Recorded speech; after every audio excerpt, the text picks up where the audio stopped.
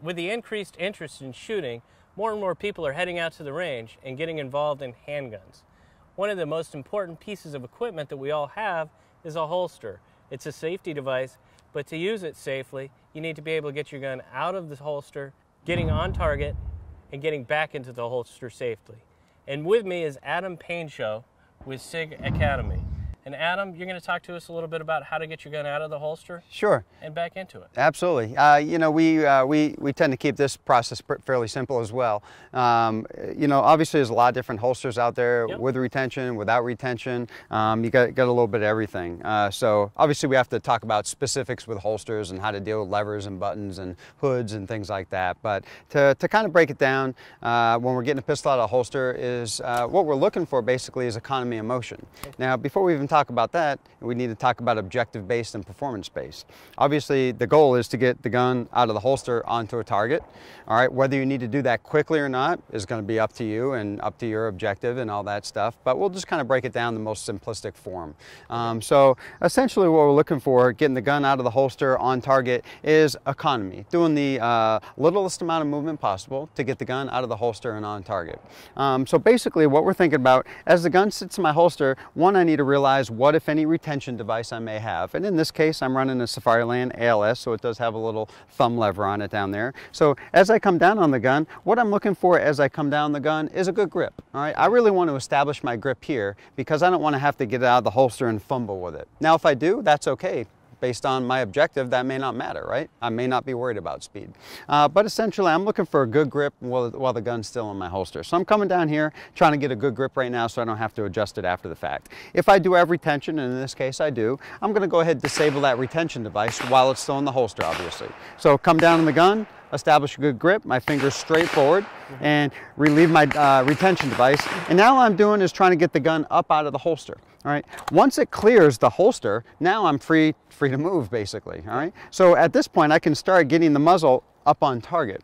So as I come down on it, establish my grip, release retention if I have it, and once the once the muzzle of the gun clears the holster, now I might as well start rocking that thing up to the target. All right. So, and what I'm looking for is a straight line from down here up to here, and it's basically a mini little L shape. Now, is there anything wrong with swinging this thing out here or doing one of these things like we see in the TV shows? Not really. I guess it's objective based, really. If I'm trying to do it as quickly as possible, I probably don't want to waste a whole lot of time with that, but if you do it at the beginner level and that's as far as you're going to go, then who really cares? All right. Personally, I'm looking for economy of motion and I want to get that thing on target in a fairly quick amount of time, so I'm looking to kind of streamline that process. So a good grip, disable retention I may have, come up out of the holster, and I'm just trying to rock the muzzle out to the target. If I'm going to shoot two-handed, probably once the gun gets in front of me, I'm establishing my two-handed grip and just continuing with the gun out onto the target. Going back to the holster is simply the opposite. As I'm out on target, I'm simply bringing the gun in, releasing my two-handed grip. And from a safety concern, a lot of folks tend to put their hand in front of the muzzle when they're going back to holster. So that's certainly something we talk about. So you want to separate the hands in front of your body, go down, and then find the holster and put it back in. Now, as far as you can see my eyes, I'm looking at the holster right now. Obviously, as we get more proficient with it, ideally, for most situations, we want to probably keep our eyes on what we're doing. All right, maybe it doesn't matter though. So if you got to look at it, look at it. If you got to look at it, put it back in, who really cares?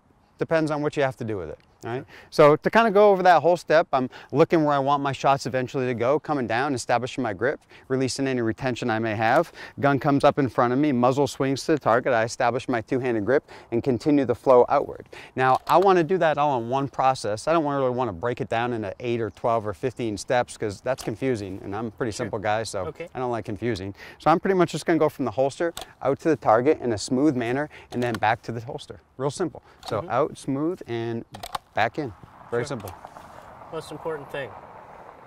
Most important thing about anything in firearms, obviously, is the safety concern, and especially we see a lot of folks going not familiar with holsters, and they got a live loaded gun, and they're going back in the holster, and you see this a lot, or maybe they have a strap or a thumb brake they have to mess with, and you see muzzle go in front of hand. So the most important thing I'm looking for as a trainer, especially at any level, to be honest with you, is we're looking for that safety.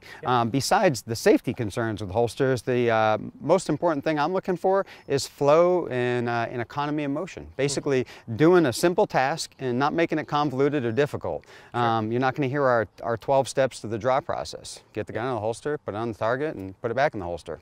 Good. Pretty straightforward. What works for you. Exactly. Yeah, that's great. And obviously, it's probably more important to get your gun out of the holster faster. So when you're going back in, I noticed when you're first starting, go ahead and look at your holster if you need to. Yeah. To get it back in there. Yeah.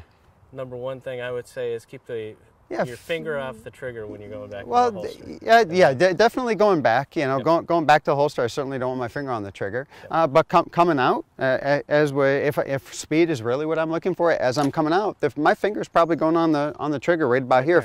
If I'm planning to instantly shoot. If I'm not, then the finger's off the trigger. And again, if I'm training somebody who's going to spend the rest of their shooting career in their backyard shooting tin cans off the fence with their .22, who really cares about speed? And who cares about whether they look at the holster or not?